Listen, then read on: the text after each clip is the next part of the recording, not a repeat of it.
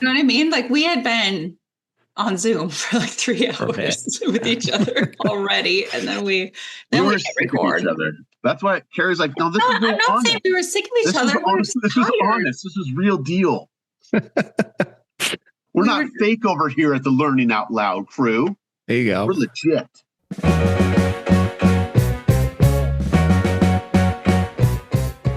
Welcome to Learning Out Loud, where we get curious about all things teaching and learning.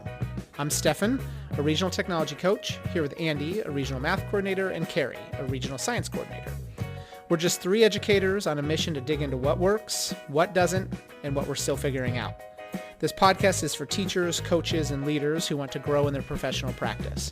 We don't have all the answers, but we're asking the questions and recording the process. Let's go to work.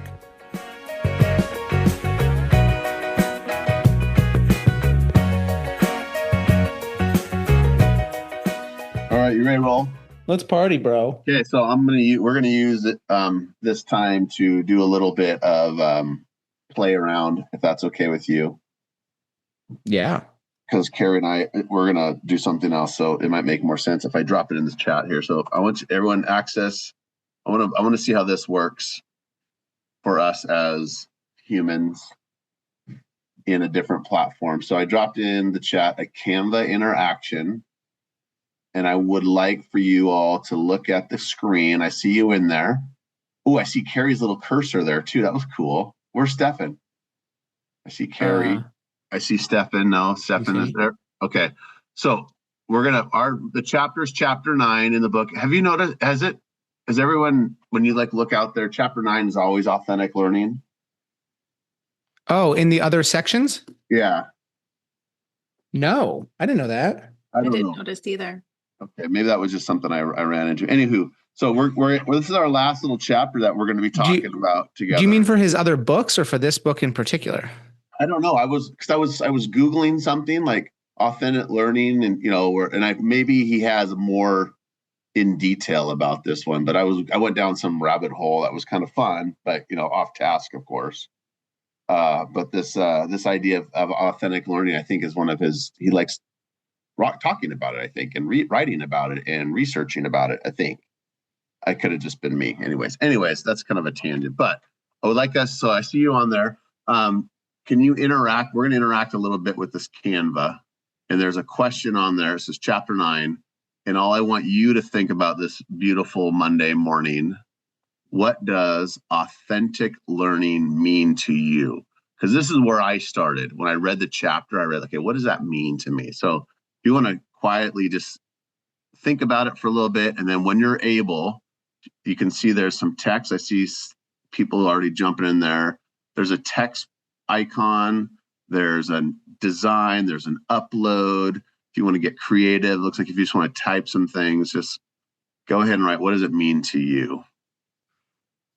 So you can kind of see, I'll read some of the ideas here. Authentic learning is learning that happens when someone is engaged in something new to them, developing real world skills,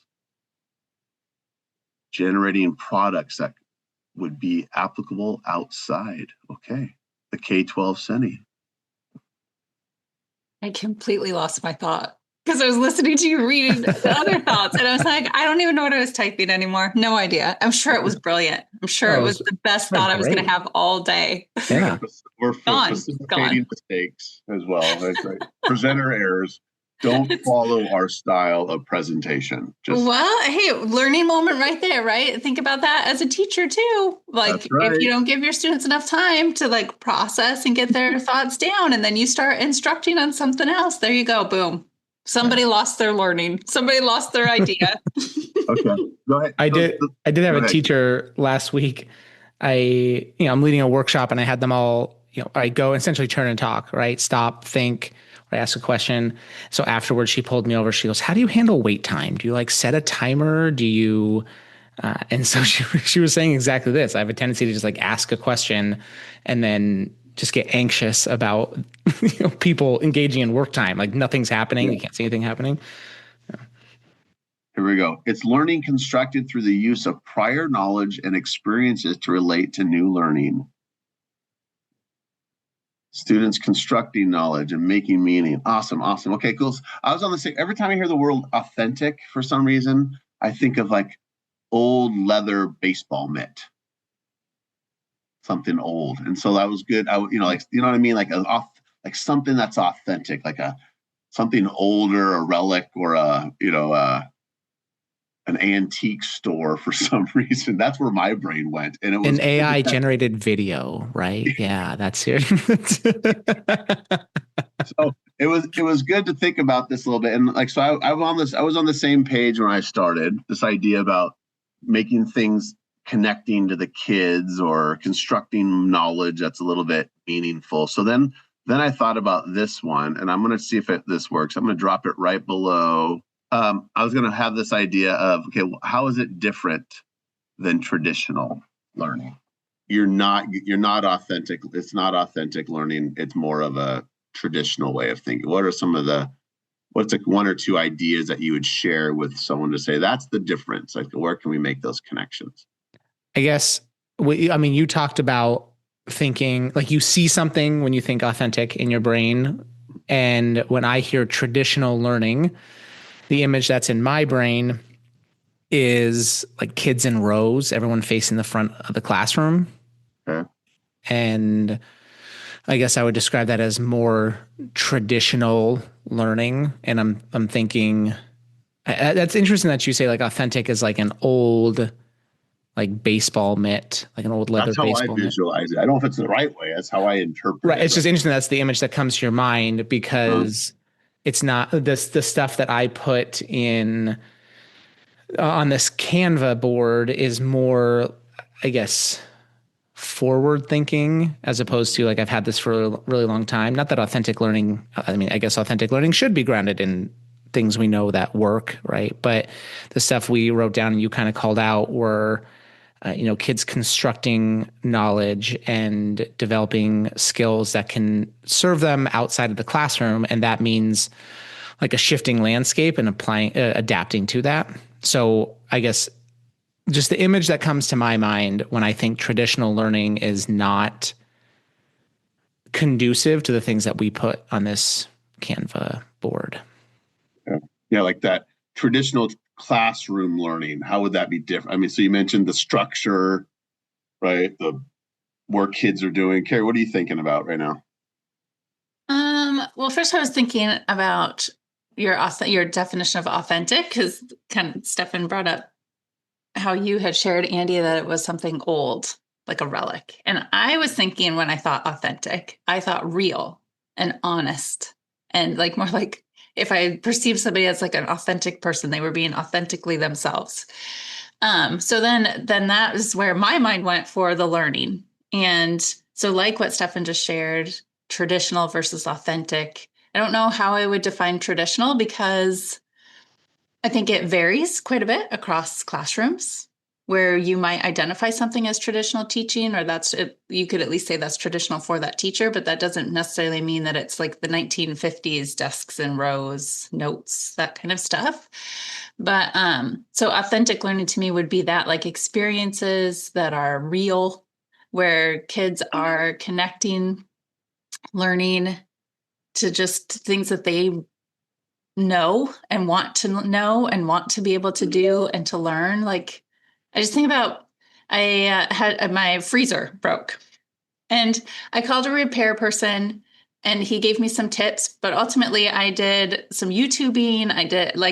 I used what he had shared with me. And then I was able to fix my freezer by myself through just experimentation and the resources I was able to find. And I was like, is that authentic learning? Where it was something I had a drive, right? A desire to learn this thing. And then I've found resources that worked for me and helped me to be able to fix the thing. I don't know. That's what I was thinking about. That makes sense in my head too. I guess you just articulated it a lot better than I did. I like that practicality of a learning experience, right? Like that just-in-time learning. I need it right now, so I'm applying it, as opposed to I wonder if in my head, when I say like kids in rows, it's how I picture a traditional classroom. That's learning in a silo. It's more like theoretical knowledge rather than authentic learning. And I think I'm beginning to make the connection in my head of, Andy, maybe why that image pops in your head. It's like you can't fake that glove, right? That's something that's tangible. You can touch it. It's why I made the crack about the AI generated video, because there's nothing that makes me angry faster than seeing like the synthetic content that's trying to be passed off as authentic.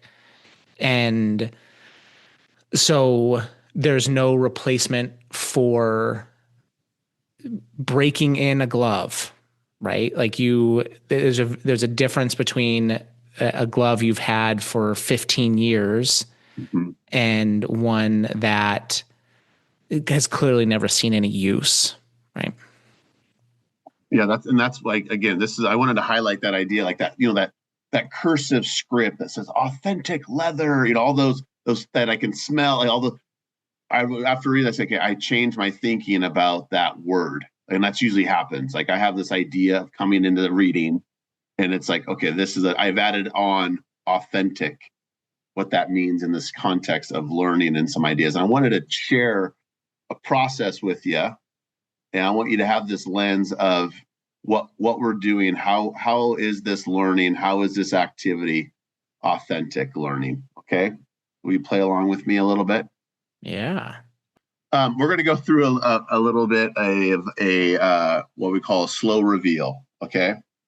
So I want you the first idea that I want you to think about is just what are you noticing and what are you wondering about? And if you want to capture your notes on the Canva part where we just were at, you can. There's also some slides or pages down below if you want to, we'll copy that one. So I'm going to hit the next slide, and I want you just to watch what's going on here. And then I want you to notice, what are you noticing and what are you wondering about while this is happening? Andy, Carrie, and I engaged in a slow reveal activity that is super powerful. And Andy's going to talk about some resources to be able to access some of those things and do them in your own setting towards the end of the podcast here. But as we went back and we listened to the episode and did a little bit of quality control, we have decided that it is an activity that's best done in a visual medium.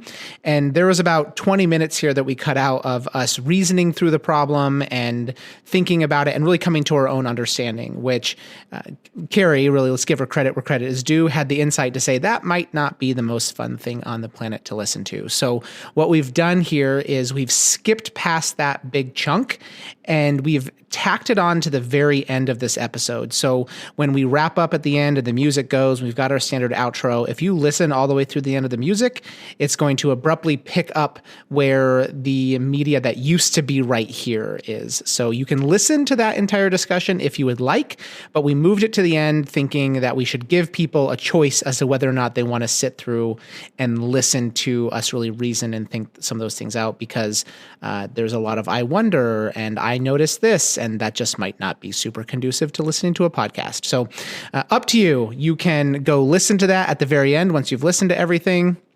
If you want to listen to it right now, go ahead and just skip to the very end and go find it and then come back here, or just skip it all together. We think the rest of the podcast works on its own. All right. Happy listening. So I want to talk a little bit about this as well. If I had given you this image from the get-go and tell me what's going on, what would your thinking have done? How would that felt as a learner if I just dropped this on you? What's going on? Notice, that kind of a thing. No, it wouldn't have been as interesting. It feels more static. Right? I liked being able to guess like where I started. I started off in the NBA. You did. You start off with shooting and making connections and things that were like, oh, I made that. You're constructing your own knowledge about something that you had before, and the color codes and all of those things. So what I thought was really interesting though about Stefan going with the NBA was he still was pulling from prior experience, because he went there because Andy has put data in front of him before. And he's like, well, before when we looked at data together, it was about basketball. And if we had all the faces of all the people, I think that's an unedited episode somewhere on my hard drive. It might be, but when you said that, I was like, well, that's really interesting to think about, is that Stefan still drew from previous experience with Andy. So it was like, well, Andy's had me do this before and it was about basketball. So I'm going to think about basketball. And that's the colors represented something, right? Like there was connections from the colors. There was connections with the visual or whatever. Awesome. So I brought this up as a way to think, okay, there's a couple things going on. Topically, was that authentic? Was that an authentic learning experience for you all? Yeah. And in a sense that I was involved and I was asked to reason, that I was asked to make predictions. And I think most importantly, this is something I was thinking about when you guys were talking, was I really like the process of throwing away things that I was wrong about. And so there's a little bit of satisfaction in that. Oh, this is definitely not about the NBA, and being able to it's kind of like, I don't know, spring cleaning my brain a little bit, where like, oh, I can build off of the fact that I was wrong about this, and what new information can I don't know. So I think that's something I value in like my life outside of work, of, oh, I was wrong about this, so maybe this time, maybe I have the chance to be right, And I think I would categorize this activity as authentic in the sense that I'm not expected to be right the first time, and there's constant formative assessment and inquiry to shape my thinking. Well, I think, Carrie, you brought up the idea you have a lot of wondering still, right? I think someone said that. So tell me more about that. What are some of the things that you're wondering about? Well, Stefan already did, and that's why I brought it up and am connecting it to authentic learning, was because even after we ended like the visualization, Stefan still posed a whole bunch more questions that he had up there where he could go learn more. Like it feels like it's a springboard for more. Like he mentioned around 1940, how there's like this spike in the temperature, and could that be connected to the dropping of the hydrogen bombs? And then you asked again about, I can't remember what years, but the Industrial Revolution. Well, now we can go down that path. Like, when was the Industrial Revolution? When did we start seeing the impacts of the Industrial Revolution on our environment? That there's lots of questions that came forward even at the end of the learning experience, or the end of this particular part of the learning experience. So there's some interesting components to it. Was there some relevant pieces that kind of made some connections for you all as you watched this? Well, there was your statement about 1991 that made me think about 1991. How old was I? Where was I? Was that a great year? I don't know.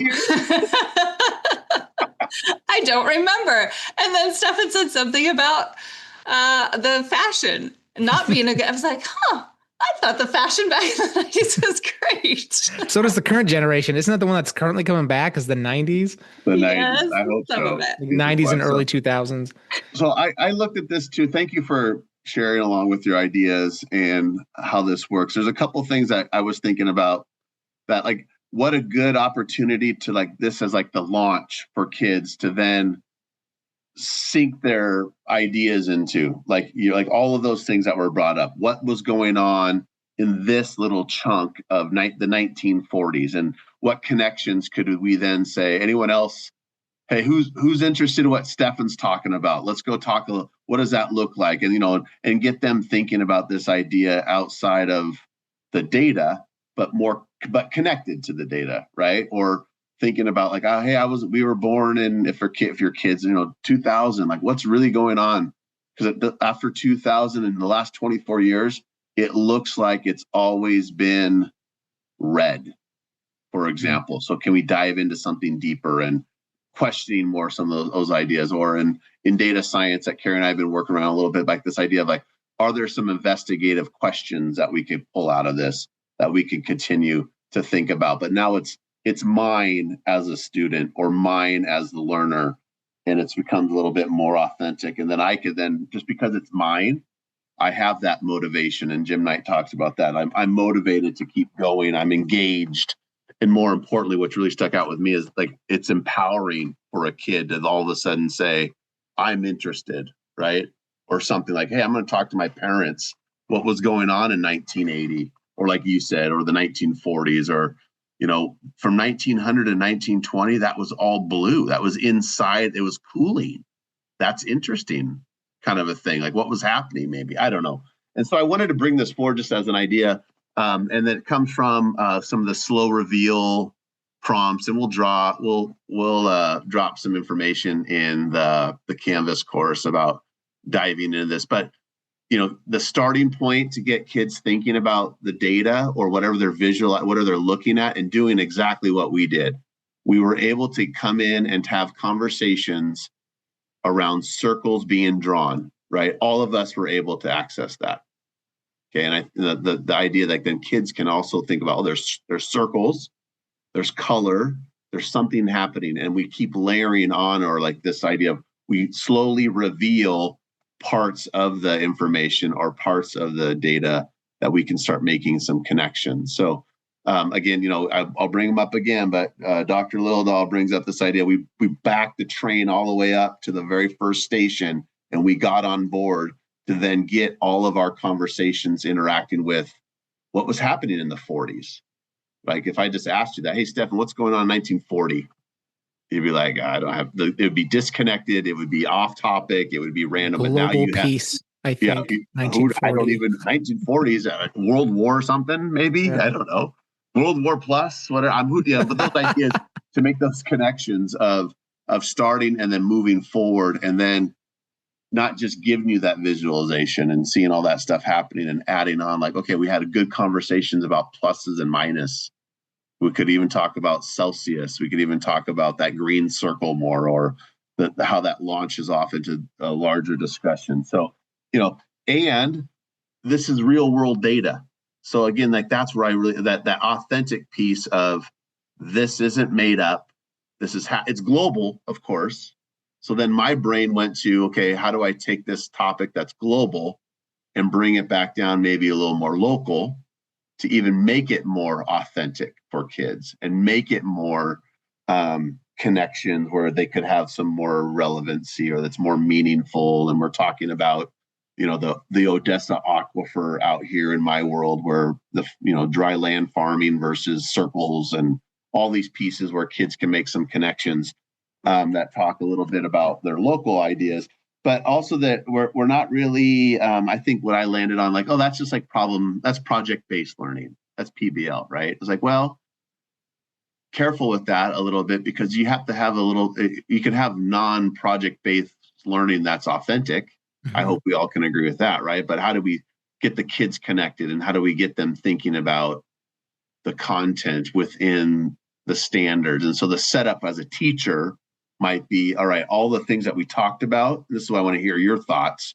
Like, where are your connections that you see with this visual or any visual that has science, math, STEM, or ELA, humanities? Like, do you see them? Can you highlight them for everybody in those lenses if you add that on there? Like how would you do this activity in an ELA classroom? Maybe let me step back. Using your lens as a humanities ELA person, let's say, what connections do you make from this activity? And Carrie, what lens could you see within the science and math or the STEM field? Do you see those connections? Well, and this isn't ELA specific, so this isn't exactly answering your question. Yeah, but what this has me thinking about is a conversation I had with a teacher last week around universal design for learning. And one of the things that they said was, I've got this group of students who, they're squirrels, right?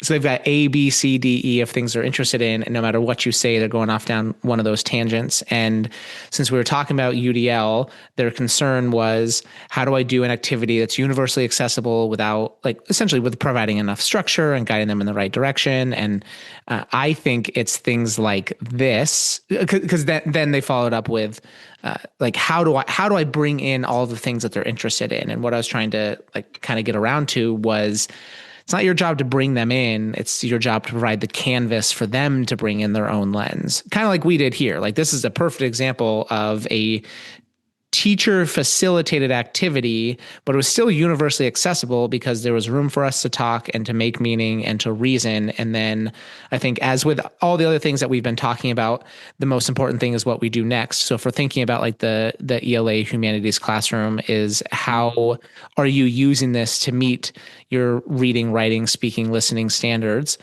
And like media literacy pieces in here, right? So how can I look at what I'm seeing here and evaluate the authenticity of this, or apply this to something else? Or like, as you're talking about this, it had me also thinking about, like, you ever done the activity where you go and you look up the headlines and the day you were born?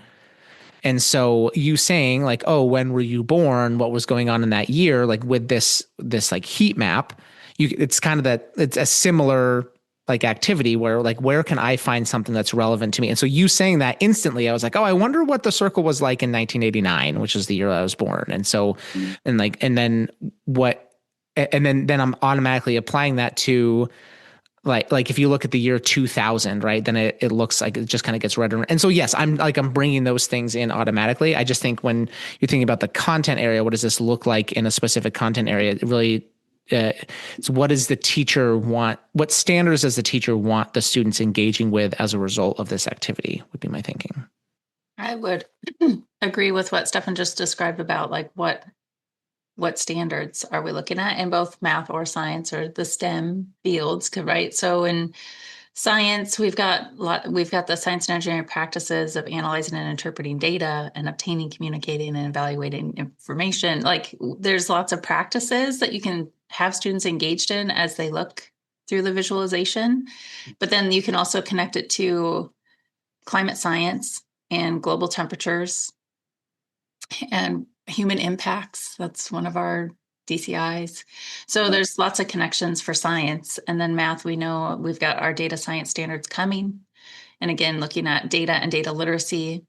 And then the other thing in math is just what the slow reveal to me does. This one is a good example, but I've seen even better examples about supporting students in developing the skills to look at data. And what the slow reveal does is it drops information slowly over time. And I think that draws attention then to the details of the information, which sometimes if we just plop a graph in front of somebody, they don't pay real close attention to the y-axis and the x-axis and the labels and those kinds of things. But slow reveals kind of demand that you do, because that's more information for you to change your thinking, to erase wrong information in your mind and construct new knowledge through the reveal of new information. So here's a question. And again, I this chapter was really on authentic learning, and there's those, and that I do like, we've highlighted a couple times about the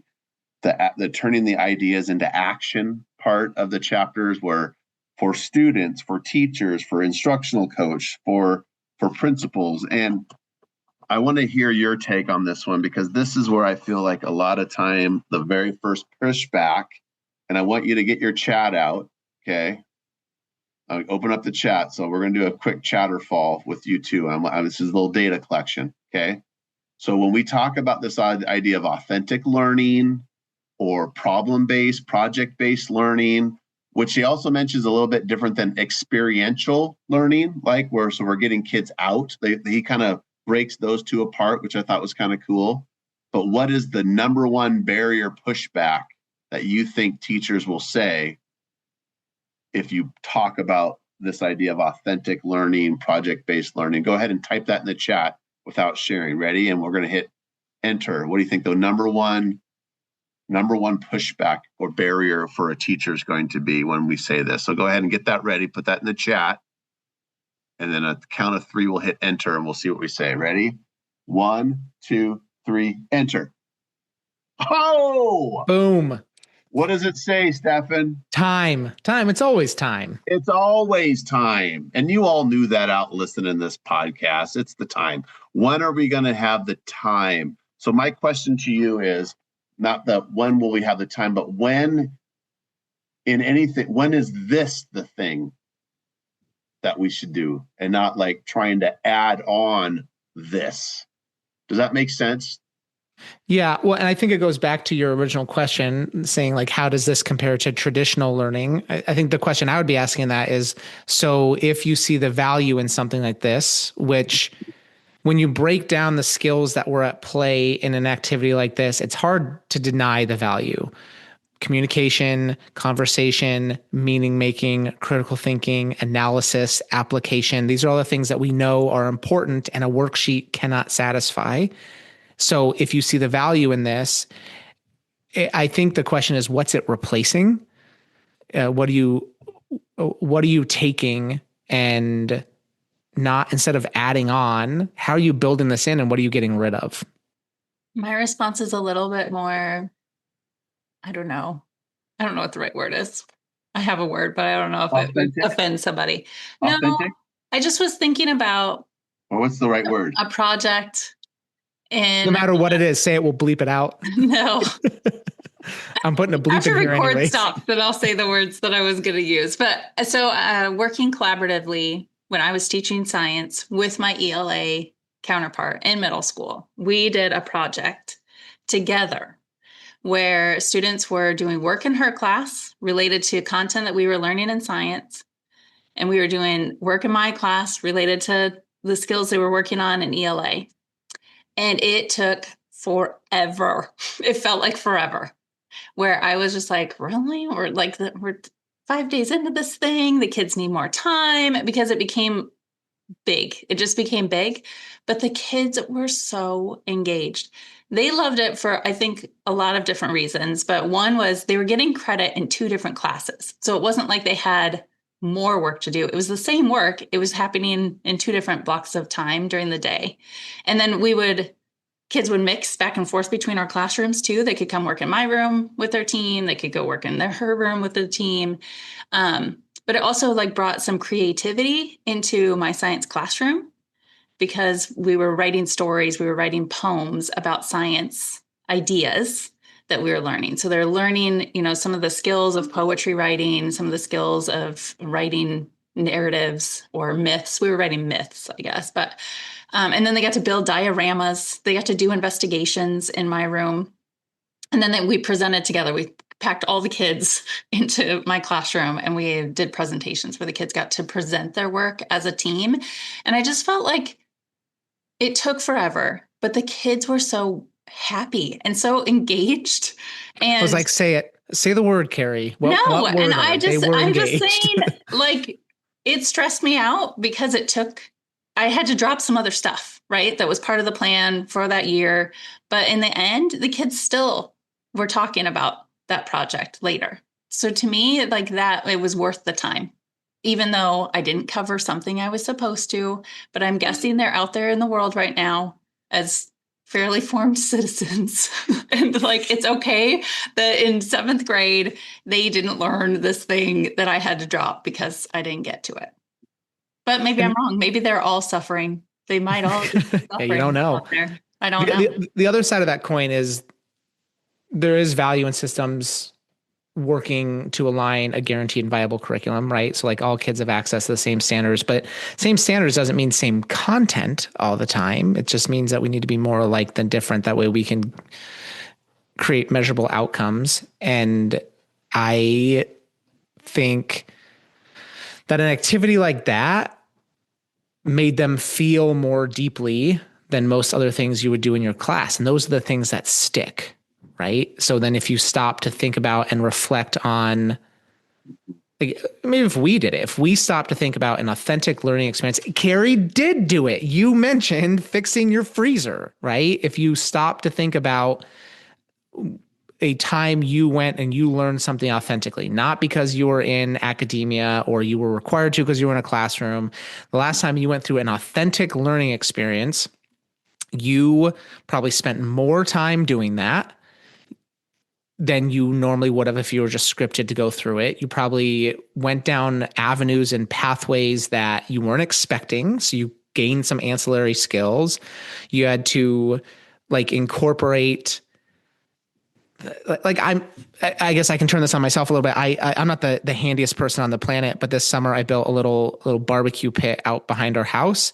And so I'm doing math incorrectly, I'll have you know, which costs like had some like real, not like significant, but like, oh, I overspent on gravel and, and then I'm having to teach myself about angle grinders and like all those different types of things. Like, but again, this is not something I grew up doing, nor do I like doing consistently. But when something I'm passionate about, there was a ton of like multimodal learning surrounding that project. And since I use the word, I do think it's important to call back to what Andy said about sometimes we conflate project-based learning or problem-based learning with authentic learning.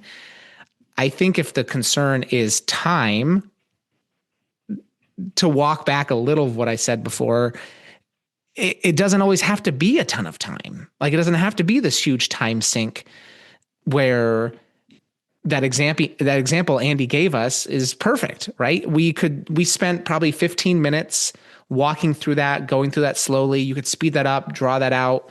But then it is important about, like, as I just briefly glanced through this chapter as we were talking about it, some of the things that he says, you have to have a purpose, has to be meaningful, has to be personally relevant. There has to be some sort of motivation and engagement. Like these are all things that a teacher just builds in and guides and has that. So like structure is key, but it doesn't need to take an entire month and have to have this huge, like grand ending project, because authentic learning is more about engagement and seems like student talk, right? Cool.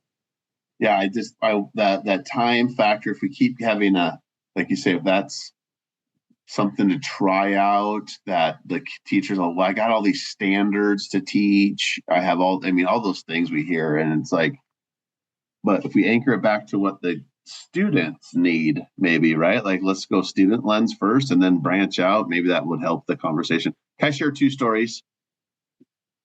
It's your show, man. From our chapter 7, was it? Storytelling. Oh, okay, yeah. So one of them's a shameless plug. This authentic learning brought up the Counted Out movie that everyone should go see. And we'll give some more information out about where you can find and see that. But there's a part in there where there's 2 parts, actually. There's a school that is getting kids out. They're taking them on experiences. They're going outside. They're looking at some social, some political components around algebra around their community. So that was like, that story was wonderful. Kind of the connections, and all the kids you can hear them say, I never thought about math this way before. Like those kind of comments, which is really cool. The other one out of Counted Out was a group of kids that were just saying, think of a question that you have. And, and the 2 that stuck out were, what if we changed all of the leaves, right, from trees, if all of the leaves was it wool? I think. Like, how much wool would we need? Right? Look at your face, Steph, and you're like, what the heck, right? Will we be able to breathe? Isn't there something about oxygen? Okay, so there's the literal part. Like, what do you mean? Oh, we can't get good. Oh, no, okay. So what are the things that you have to go find out? Is a big question. Like, you have to find out how many trees, the capacity, all those things, and then change it out with wool, I guess. Oh, right? The question is, what would it take for us to actually do that? Yeah, not what would happen if all of the leaves were just wool. Okay. Correct. Okay. Yeah, gotcha. Okay. Maybe I did. I'm not setting it up very well. And the other one, I gotcha. The other one is like, how long would it take for piranhas to eat off the flesh of a blue whale? I can't remember what type of whale. Of a whale. A big whale. Speaking of the 90s, there's definitely a movie about that. Right.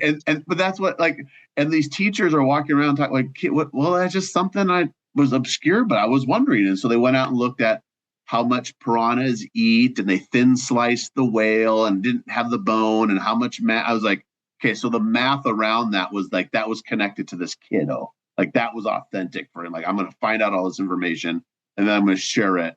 And we're going to say it's going to take this long for this many of piranhas, whatever it was. So all of that was brought up in that Counted Out part, which is kind of funny. And then when I was teaching math up in the small town here in North Grant County, we would walk around, and there were, grain silos, and there were just walk like feel like, wow, how much grain is in, how much wheat is in that silo. And it's like, well, let's go find out. Like this, just that alone. And like the kids would ask, I mean, we can do that? Like, yeah, well, we might get in trouble if we want to make a little field trip, which we might have gotten in trouble just twice because the store was right next to the grain scale. But then, like, if you ever been around small towns, you drive through, there's just a big pile of all the wheat just sitting there, right? And it's like, and they're out, how big of a pile? How often do they dump? I mean, all these questions that they're coming up, and this was like literally 2 blocks from our high school, and so it's getting kids out. Like, yes, that was an experience. Yes, that might have been something that led to a problem but it was a connection that, like, I don't know how often they think about that kind of stuff or those things. So those are the 2 stories that I'm thinking about when, how do we give kids that opportunity? And then, yes, we have to think outside the box a little bit as a teacher, or outside of our classroom, or outside of the standards. I hate to say that out loud, but we do sometimes, to get that connection, and then fold back in all the things that we needed to have, and fold back in the stuff. And then all of a sudden, the person that I thought was maybe struggling in something, it was not about it. That connection made it a little more accessible for them to access the content, or the math, or the writing, or the communication, whatever it may be. So that's kind of where I wanted to anchor this, or end us on, like this idea, like thinking about areas that you could give kids a chance where they can construct knowledge, they can make the meaning, they can have motivation, all those things that you mentioned, and Jim Knight talks about in this chapter. But if there's some other pieces that you all thinking about, like, maybe just drop those down and write those other ways that we can get not big, full-blown project-based learning ideas, because those are also what we should talk about, but little nuggets for kids to get connections, and then see where it grows out, and then what happens after that. And then we can evaluate, and you can do all those things about what it looks like. They talk a bunch about that in the chapter, but that's kind of where I landed on after reading this chapter, everybody. I thought it was made me reflect a lot more than anything.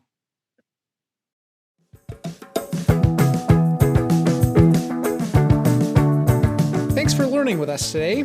If something we said sparked a thought, made you nod, or something Andy said made you roll your eyes, we'd love to hear about it.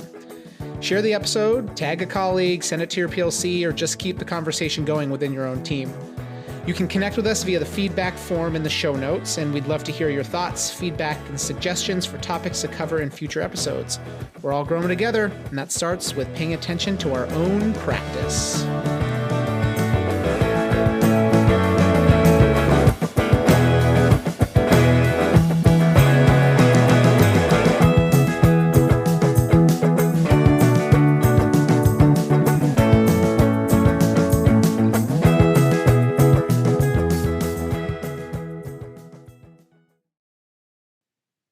What do you notice? We're going to put this slide in the Canvas, right? Yeah, we'll put this whole link kind of through. It's more of a slow reveal of this information here.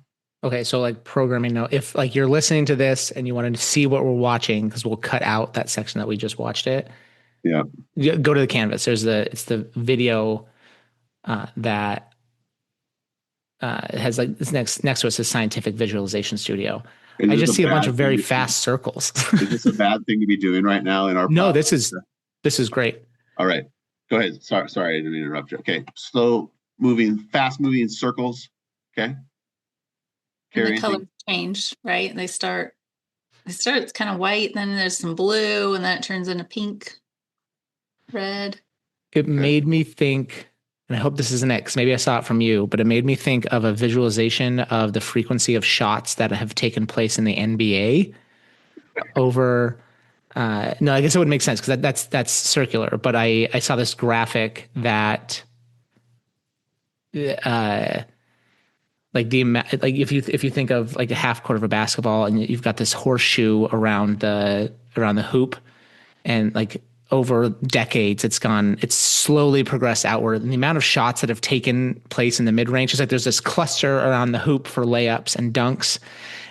Nothing in no man's land between the hoop and the 3-point line, and then everything in the 3-point line. But it was much more scattered in like the 80s and the 90s. And as the Steph Currys have come around to make that 3-point shooting prolific. So that was the first thing I thought of. just because if you're thinking about like maybe that's frequency data. Okay. Let's we're going to add another layer here. Okay. So keep those ideas, keep the thinking going. What do you see now? There was a third circle there, right, in the middle before that all started going. Mm-hmm. Yeah. Okay. So what I noticed was that we now have 3 stationary circles in yellow, and the original spiraling circles that were building up over time are over the top, like are being drawn over the top of those 3. Okay. So there's 2 stationary circles that are yellow, and the middle one's green. Okay. All right. Did those circles help you understand anything new or? Nope. Maybe it's like it could be proximity. Like, I don't know. Like I think of traditionally red as hot, blue as cool. And so clearly as they're getting closer towards the center, as those circles are a little bit tighter towards the center towards that inner circle, they're like white and blue. And then as they like expand out, it's almost like they're heating up. That's what's in my brain. So there's some connections with the circle, with the colors, with the just the image itself. That's something's happening here. But nothing was brought forward like, okay, I knew that already, or there's some ideas that I need to think about, or like, oh, that makes sense. Nothing's connecting quite yet. You're still wondering about what's going on here. So take a look at this a little bit and see what you notice now. Okay, on the outside of the outside circle, there are abbreviations for what. If those are not the months of the year, you're playing a dirty, dirty trick. No, I will say that. Yes, it does say at kind of 12 o'clock up top, Jan, and then that is not Jan from the Brady Bunch. That is from January, or the Office. Is that the more current Jan? Yeah, I guess technically. Mar, and it kind of goes down 1, 2, 3 o'clock's April. So you're getting the idea. There's the 6 o'clock is July, 9 o'clock's October, and then 12 o'clock is back to January. And so December is like the 11th. So those are the months. All right. So any other new thoughts or ideas that you're thinking about? Are you able to think about those rings a little bit now? Maybe they relate to days of the month. Okay. Like inner circle is like the first of the month. The outer circle is the last of the month. But I also noticed like right at the very end, right before the video starts, like the last line jets violently outside of the largest circle. Like they're all kind of within that zone, and at the very end the last one's like nyeh. So if those are dates, I don't know what that is. You were born outside time and space. It's a leap year. That's what that is. There we go. Okay, so there you still see that nothing's changed with the drawing of those original circles. We're just layering on top, but now you're able to notice like if those last couple are just screaming outside of that second yellow circle. Okay. Think about this a little bit. The new slide, we're going to add a little bit more. What's added now, and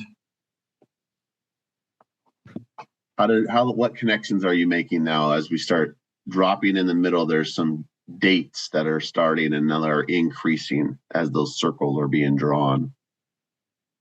What are you thinking about now? My guess is that each circle is representing a year's time. So as it goes from January and hits January again, then the year ticks over. But it's going too fast for me to actually make that connection. That's just what I'm guessing. I think it's slow-mo.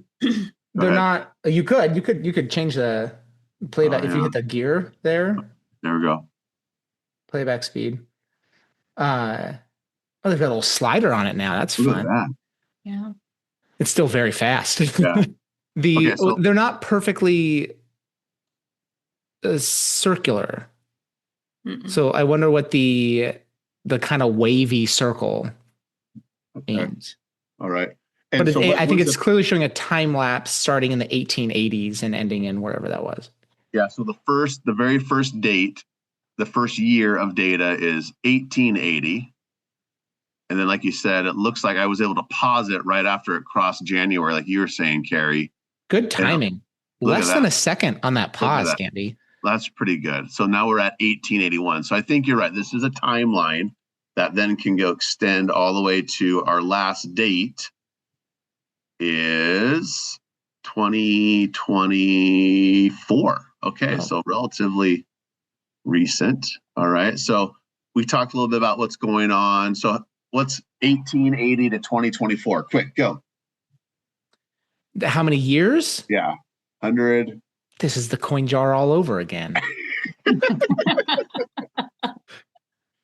Let's see, 1980 is 100 years. 20 is two. So what? 145 years. Yep. All right. Let's do the math. There's someone out there doing the math. Do the math on it. All right, here we go. Something to do now. We added something here. What do we add? Degrees Celsius. Back to my heat thing. Is this average temperature of the Earth? Okay. You've got the. Yeah, hold on. Go back to the beginning there. So you're starting. What's the green one in the middle say? 0. Closer towards the center, of which are the dates, it says -1 degree Celsius. Towards the months in the outside, it says +1 degree Celsius. So let's see if that helps us understand what's going on in this visualization here. So you mentioned things about heat.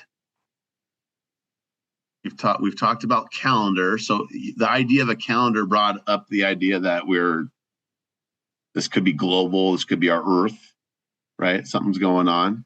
Yeah. Okay. So we're at that. This is showing a little bit of the global temperature, and you saw the increase and decrease. So what do you think the 0 green bar means, or that green circle? Excuse me. Does the first? I know, because it starts just below 0, so it's not like that's not the baseline temperature.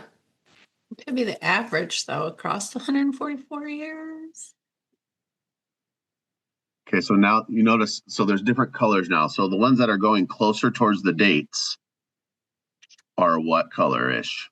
Blue, blue. A cooler color. All right, and the ones that are sticking around the 0 are white. Yeah, so maybe not.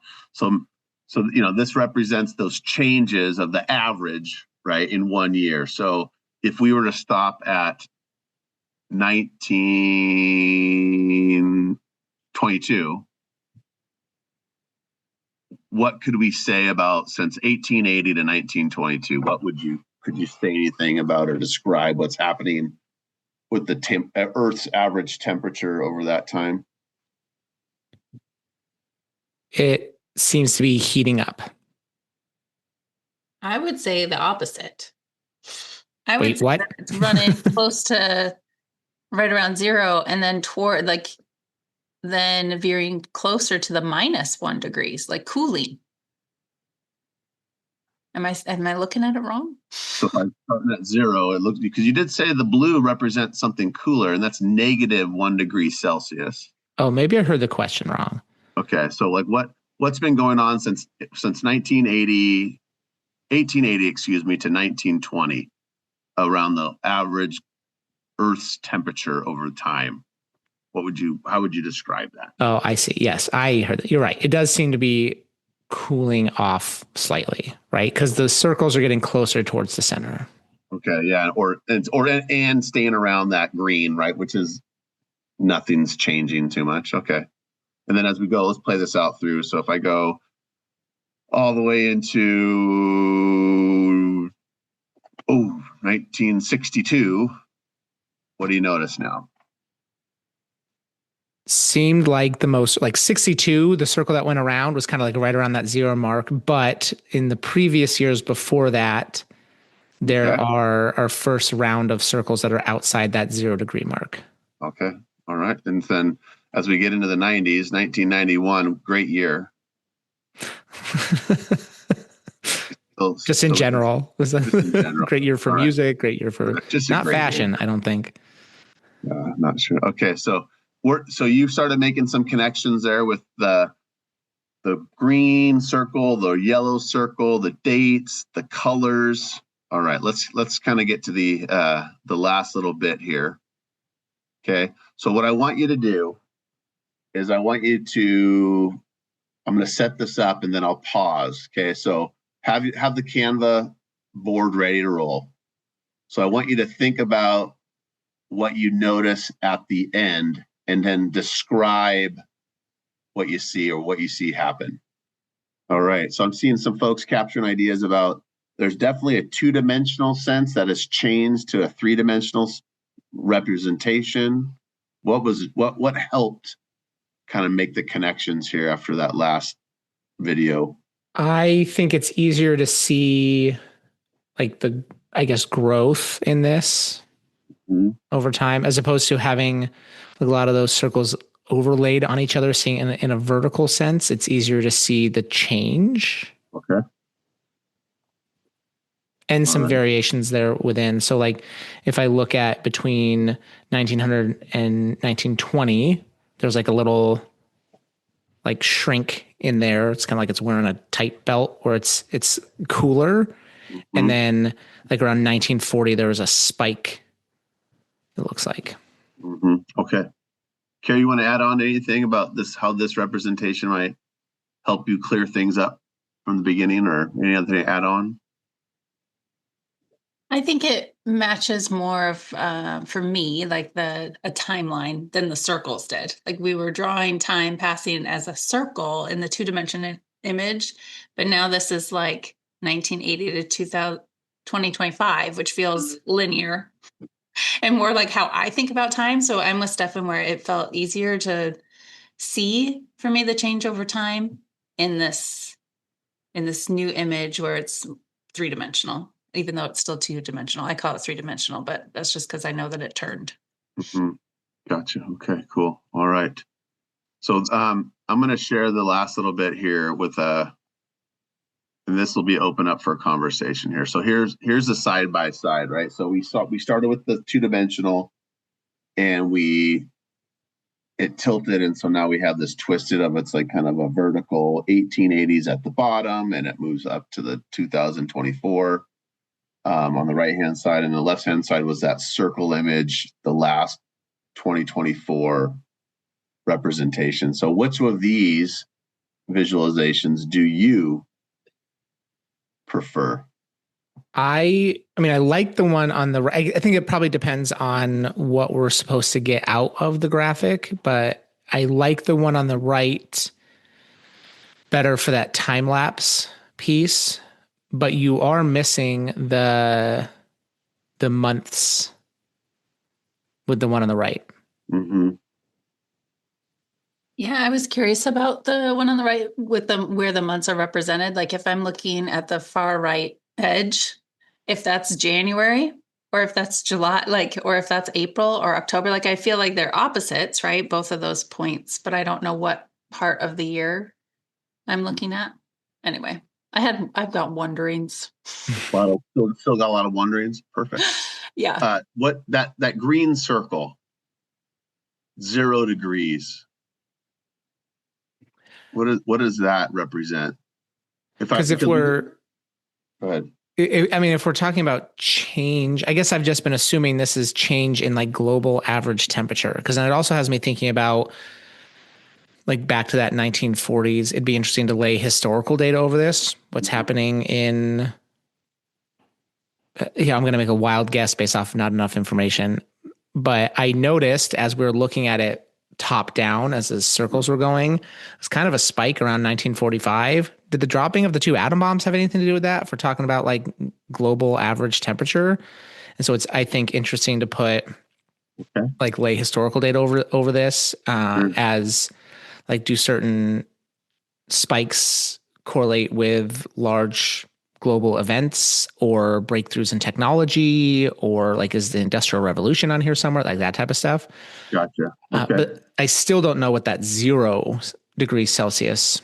Okay, so maybe on the right hand side, do you see the zeros there? Mm-hmm.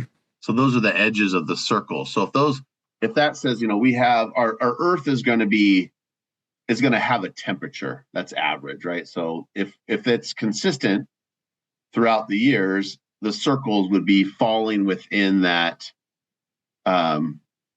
0 degree change, right? It might get closer and be -1, or it might be warmer and get out to a +1 Celsius change. But those deviations from that average are described by that color going in that's cooler, or the color going out, which is the red towards the outside, right? So generally speaking, over the last 100 and some odd years, we've been hanging out in that average range, and sometimes gotten cooler and sometimes we've gotten warmer, right? That's kind of that 0 range. Like it's been normal, right? If I'm around the 0 change, right? So if I could talk about our pay, right? Our pay scales hasn't changed over a lot. So we get a little bit of bump, or we get the same, and it'll be a 0% change, right? Same idea if we have some funding. So that it can be warm deviations from that average, or years that are anomaly could be colder, and it would be represented by going closer towards that -1 degree Celsius, or it could be warmer, and that was represented by getting a plus 1 Celsius. And again, I still don't know the impact, if that's bad, or if the colors, or we have an idea, like 1 degree Celsius, is that a big change? Is that a large change? Is that common? It's not average. It's away from the 0. So something's going on. It's different than before. And it looks like we could see a change.